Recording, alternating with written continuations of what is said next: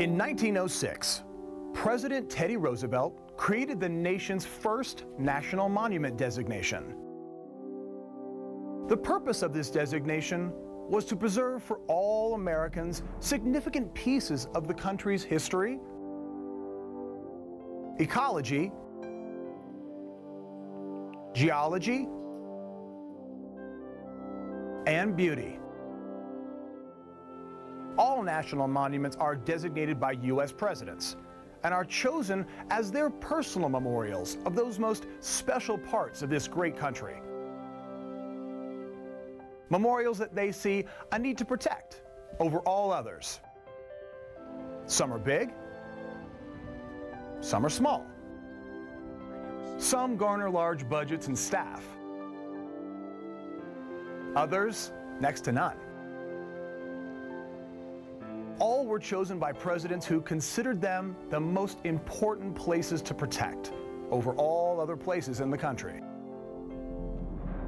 America's national monuments tell the story of the nation's past and present glory.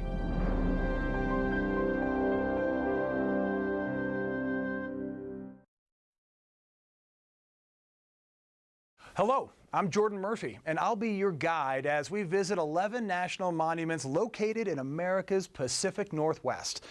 The Pacific Northwest was once a land of abundant natural resources. The two monuments in this program are living sanctuaries for this once great biodiversity.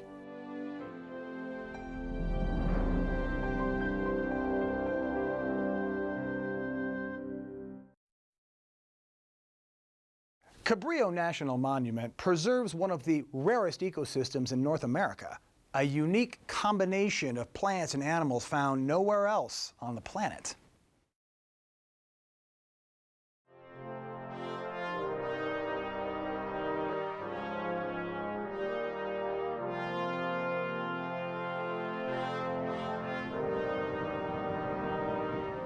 Great cities often have great parks, but none quite like Cabrillo National Monument on San Diego's Point Loma Peninsula.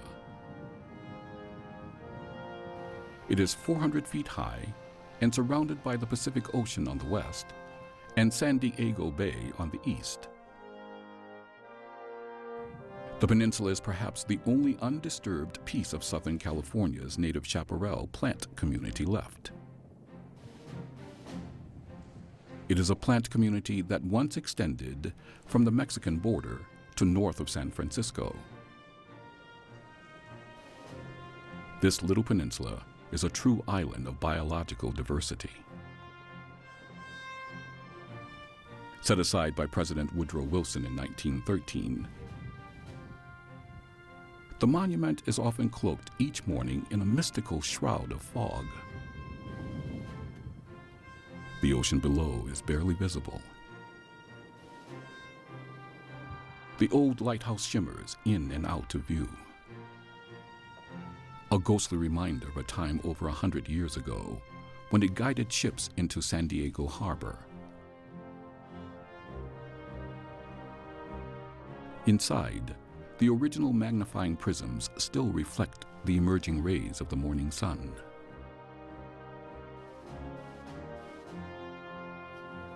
The sun suddenly breaks through the fog. At last, the glimmering white lighthouse is exposed in all its glory. The waves crashing against the rocks along the rugged coast of the western edge of the peninsula now glisten in the sunlight. From the east side of the peninsula, the city of San Diego is clearly visible across the bay. A bay watched over by the gleaming white sculpture of Juan Rodriguez Cabrillo, the monument's namesake. In 1542, Juan Cabrillo, a Portuguese explorer captaining a Spanish ship, became the first European to set foot on the west coast of what would become the state of California. Landing near the present-day monument, he claimed this land for Spain. Today, the monument not only commemorates the area's early Spanish history, but it is one of the nation's most important geographical pockets of California's natural history.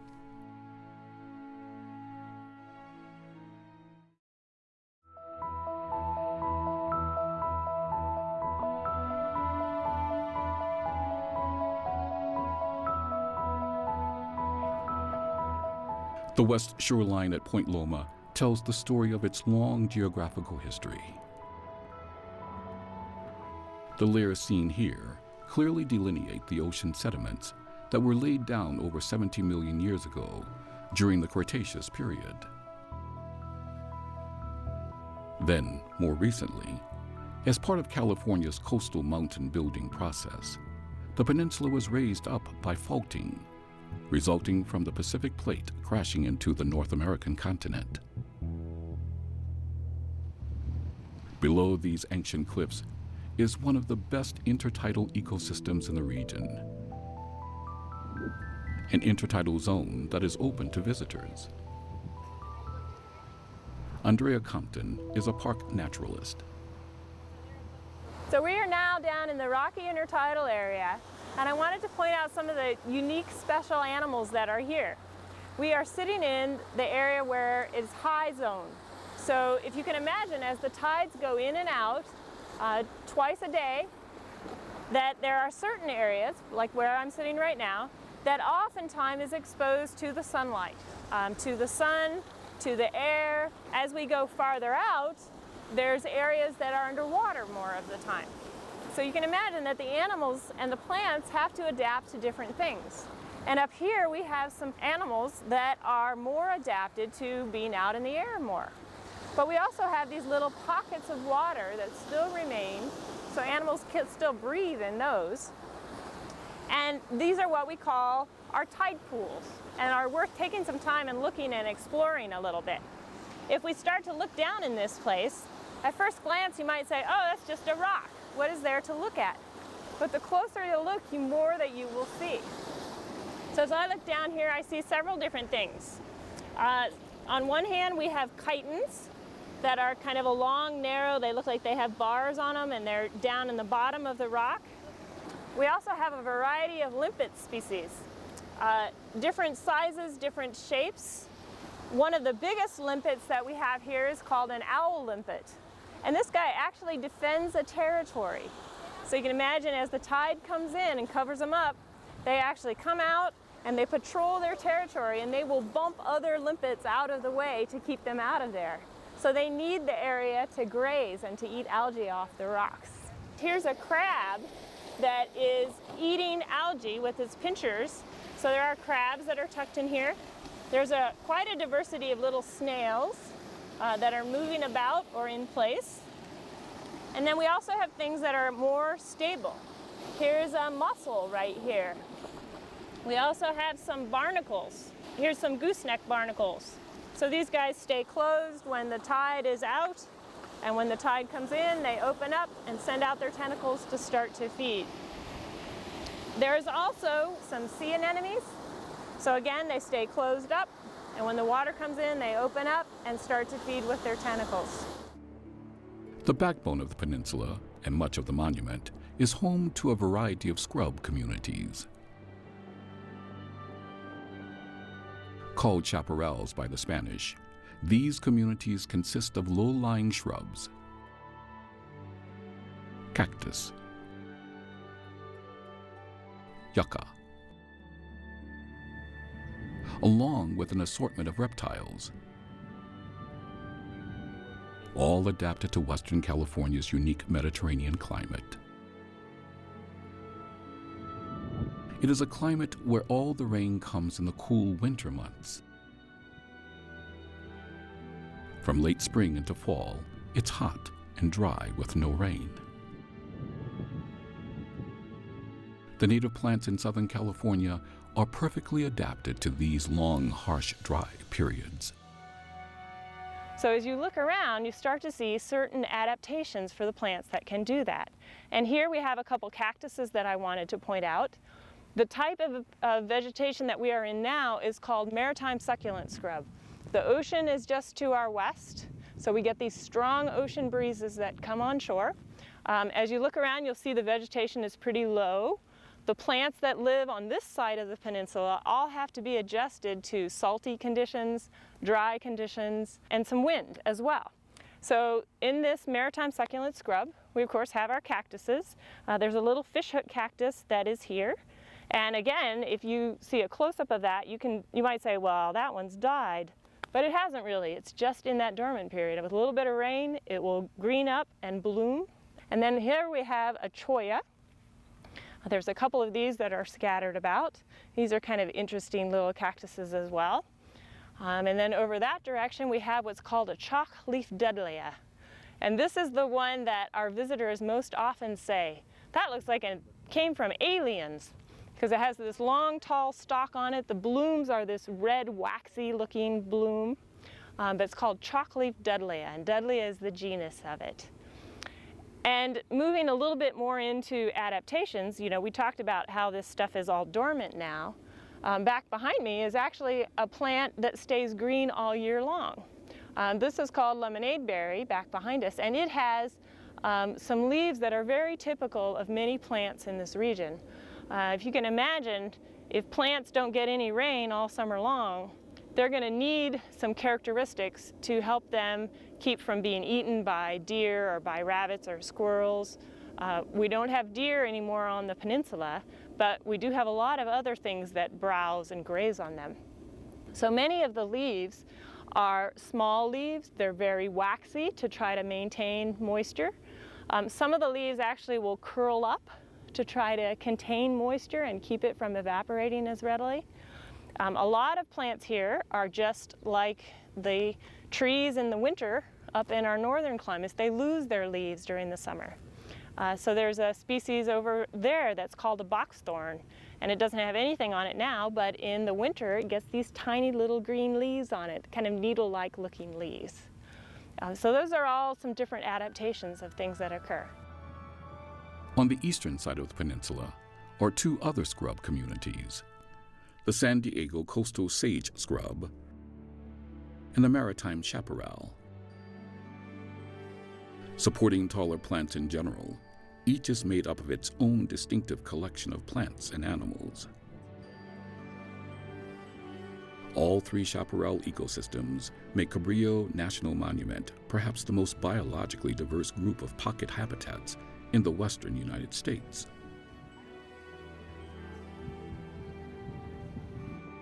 Habitats Juan Cabrillo would have encountered when landing here over 465 years ago.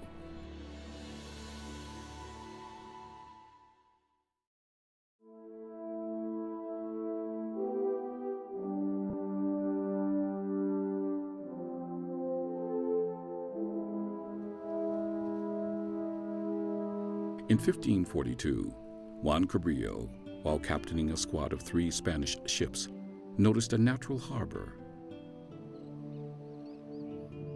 A harbor that today is the dominant geographic feature of present-day San Diego. They put into San Diego as part of their mapping expedition. They were also looking for fresh water. And they stayed in what is now San Diego Bay area for about 6 days. Soon after his visit, Cabrillo died of complications from an accident, never to return to his homeland. It would take more than 200 years before Spain occupied the land that Cabrillo claimed for her. In 1769, Father Junipero Serra, after traveling an overland route, met with 2 Spanish ships in San Diego Harbor and began the process of making California a thriving Spanish colony. Once there, the good father worked tirelessly to establish a series of missions along the California coast. The first was just a few miles from the Cabrillo Monument. This was followed by 20 more missions, extending through Mission San Juan Capistrano to Santa Barbara Mission, to the final mission north of San Francisco. They were built along the famous El Camino Real, the Royal Road. Today it is known as the 101. These missions, and the presidios built to protect them, were followed by the establishment of a network of haciendas, large Spanish cattle ranches. For a span of almost 300 years, Spain ruled all of California. That Spanish heritage is still celebrated yearly at the San Juan Cabrillo Festival hosted by the monument. It is a festival watched over by Cabrillo National Monument's shining statue of this early intrepid explorer.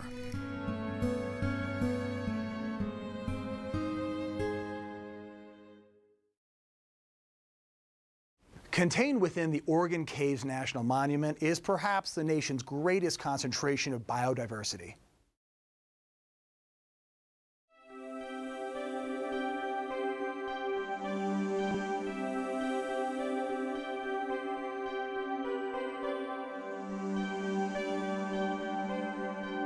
There are many caves in America's national park system, but only one that is a marble cave.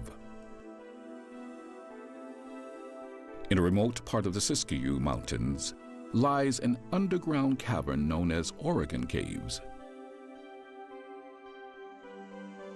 It is the centerpiece of Oregon Caves National Monument, which was designated a monument by the country's 27th president, William Howard Taft, in 1909.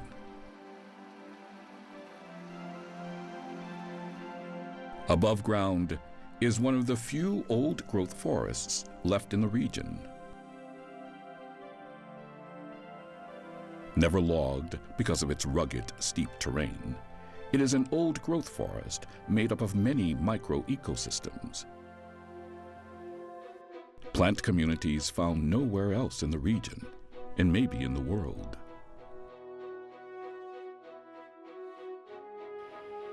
The monument also contains one of the region's architectural treasures, the Oregon Caves Chateau.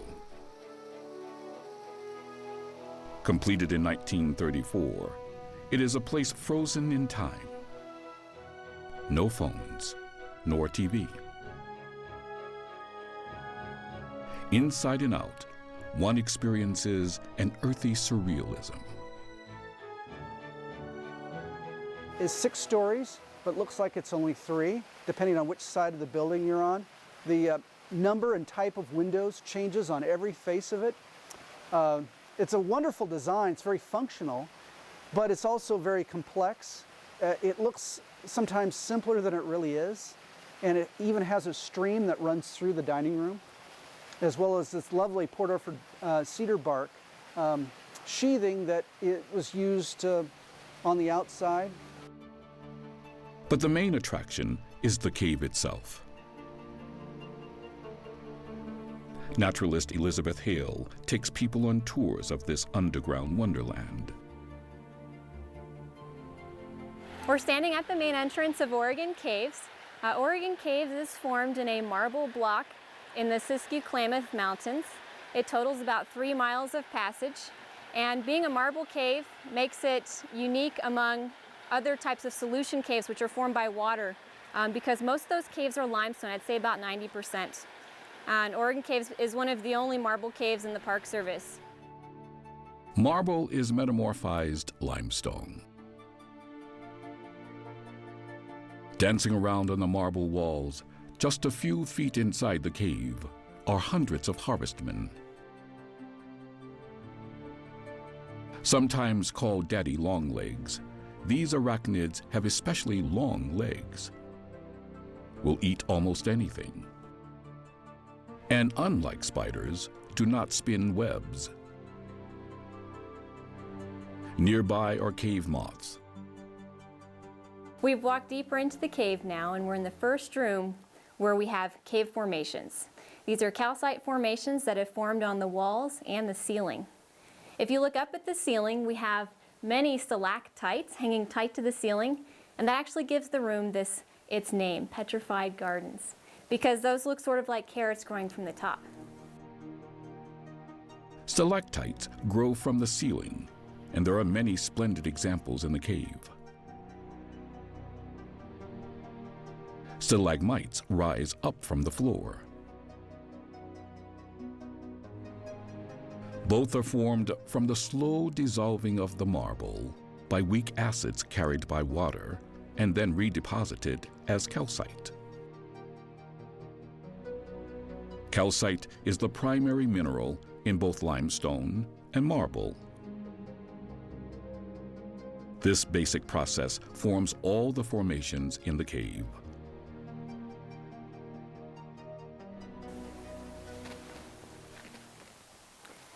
These are Douglas fir tree roots. Often with cave life, you will have areas with nothing and then clusters of a lot here or a lot there. And this would be one of those places where you have a lot of life clustering because the tree roots provide energy into an energy-limited environment. So occasionally we will see millipedes, crickets, spiders, harvestmen, even ants on these roots.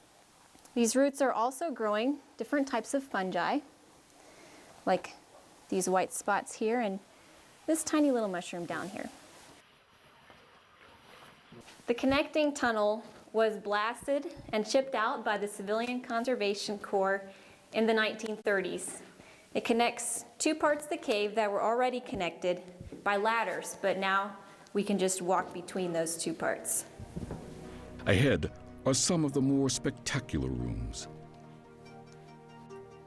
Along the way, we can see the process of cave formation building as the water drops from a growing stalactite to a drip pool below. Over thousands of years, they may join and form a column that looks like this. Unlike many of the other calcite formations in the cave, this one has a biological history. This is dried moon milk. And moon milk is a formation caused by the interaction of a bacteria and calcite. And so you get these funny looking clumped formations, which is the reason we call this room the imagination room. Moon milk has been known for many years from many other caves. When moon milk is wet, it has a consistency like cottage cheese or cream cheese. In caves in Europe 500 years ago or more, moon milk was collected by the farmers and used on the wounds of their livestock. It seemed to help them heal. We now know that's because the bacteria in moon milk is very similar to the bacteria in Neosporin. The most spectacular formations in every cave are the massive flowstones. Oregon Caves is no exception.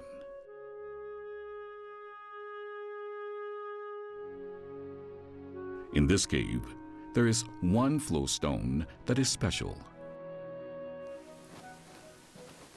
This flowstone formation that we call Niagara Falls has a lot of very old signatures on it.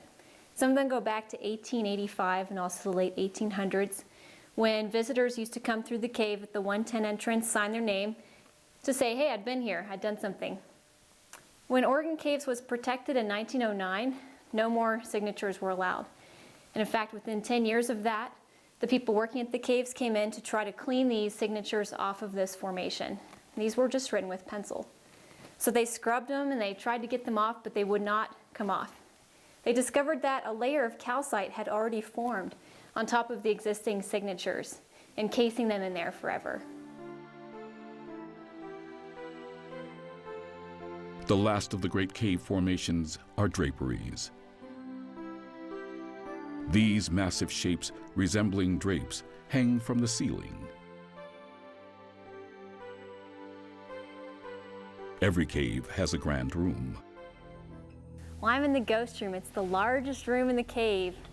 I'm standing at about 220 feet below the surface right here. That's the deepest point you go on the tour route. Other deep parts of the cave can go as deep as 300 feet. Standing right here in the ghost room, I can actually see the three major rock groups. You don't see that in most caves. We can see sedimentary, metamorphic, and igneous rock. Of course, the metamorphic rock is the marble. That's the bedrock. That's the rock the cave is formed in. Our calcite formations are limestone, and the igneous rock is actually this intrusion that cuts through the center of the room. Near one of the cave's exits, a startling discovery was made. Oregon Caves has a very rich deposit of bones that are some of them very old. These right here are black bear bones. These were discovered when the cave tour route trail was being resurfaced. These are probably about 3,000 years old based on the layer of sediment they were found in. There is no other cave quite like the unique marble cave at Oregon Caves National Monument.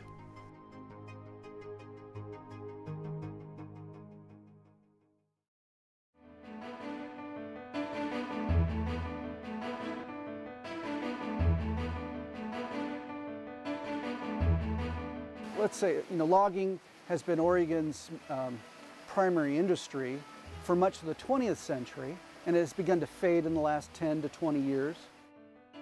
In many ways, the history of the region is the history of logging and forestry. America, from the time of the first settlement at Jamestown, has been blessed with an abundance of timber. Forests extended up and down the East Coast, across the Appalachian Mountains, and into the Great Lakes region. Most of these forests were cut down in the name of progress and creating farmland. Then, when it seemed America would run out of forests to harvest, the Pacific Northwest was opened to settlement. It became a region built on logging. Lumber boom towns sprung up everywhere. Great logs were transported down the region's abundant rivers to the newly emerging lumber port cities of Seattle and Portland. But just when it seemed all the trees would be cut down, a new idea emerged: conservation. So when you hear the term conservation, for this period, for the latter part of the 19th century, what is being conserved is, well, to put it very simply, water. But of course, everything that's related to the conservation of water, forest watersheds. So national forests were one of the early manifestations of this conservation movement because it was important to set aside these large areas of forests, especially in the mountains, to preserve them from being, it wasn't to prevent them from being logged, but it was to control and regulate the economic activities like logging, but also mining, but primarily logging that occurred up there so that they wouldn't be stripped bare. So that the resources, again, particularly water, would last and would be there for future generations. In a nutshell, that's the early conservation movement. The result of this movement was a system of national and state forests.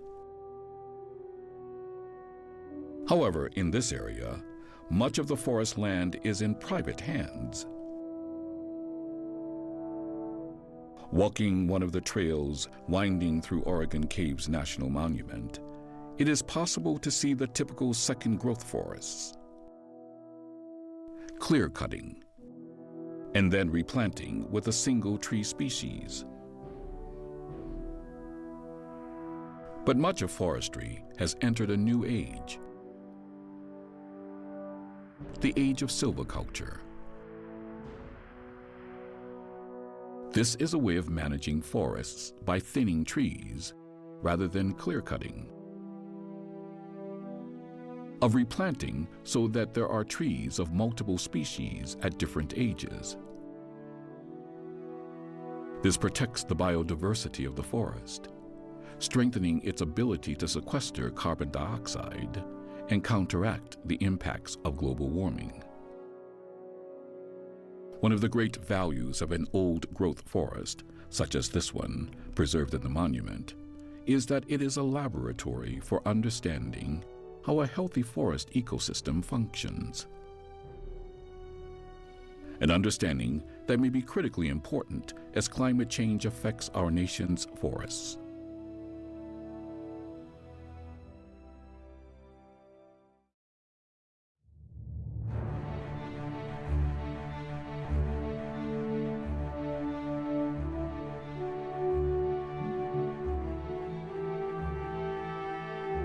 Old-growth forests are special places.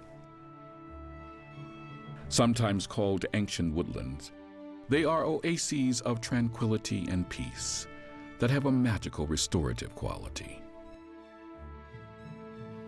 A quality that is experienced when walking along the trails at Oregon Caves National Monument. Unlike second-growth forests, which are almost exclusively made up of a single tree species, almost exclusively of trees of the same size, an old-growth forest contains multiple species, trees of all sizes, not only all sizes, but all ages. The forest here contains the rare Port Orford cedar, a conifer that is not a cedar at all, but a member of the cypress family. The forest here has some of the largest Douglas firs you'll ever see, and the big leaf maple whose leaves turn a bright yellow in the fall. Typical of this and other old-growth forests are canopy openings, where sunlight can penetrate to the floor. The floor has a bumpy topography from the remains of old dead tree falls, and there are other tree falls that are in various stages of decay and repopulation by ferns and mosses. Because you have all those factors at play, you can literally go just a few feet and be into kind of a new plant association, where you have, say, the dominant overstory changes, and what's beneath, whether shrubs or herbaceous plants, they change too. In other words, ones of great biodiversity. Islands of biodiversity which have shrunk to virtually nothing.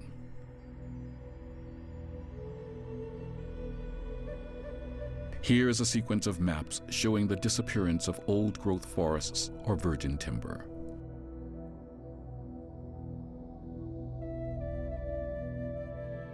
This sequence of maps makes it clear what a treasure this stand of old-growth forest is. One complemented by the underground splendor beneath its roots.